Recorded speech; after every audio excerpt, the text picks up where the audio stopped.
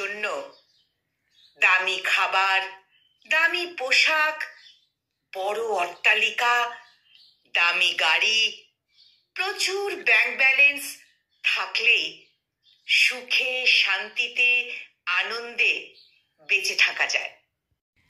কিন্তু সত্যি বলতে কি, বেঁচে থাকার জন্য দামি পোশাক, দামি খাবার এবং বিশাল বড় অট্টালিকার যত না প্রয়োজন, তার থেকেও বেশি প্রয়োজন মানসিক শান্তি, স্নেহ, ভালোবাসা, সম্মান, মর্যাদা।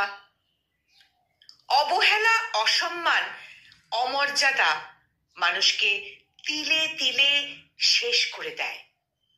জীবিত অবস্থাতেই তাকে মৃত বানিয়ে দেয়। একটি সুস্থ, স্বাভাবিক মানুষকে দৈহিক অথবা আত্মিক মৃত্যুর দিকে ঠেলে দেওয়ার জন্য তার কাছের মানুষদের অবহেলা, অযত্ন, অসম্মান আর মিথ্যা বদনামি যথেষ্ট। তার জন্য আর কষ্ট করে, খুন করে অপরাধ করতে হয় না। অবহেলা, অসম্মান ও মিথ্যা বদনাম নিয়ে সারাটা জীবন বেঁচে থাকার মতো নিষ্ঠুর শাস্তি বোধহয় আর কিচ্ছু হয় না। মানুষ যত বেশি বাঁচে তত বেশি হৃদয় বিদারক তিক্ত অভিজ্ঞতা ঘটে। জীবনে বোধহয় এর বেশি আর কিছুই নেই।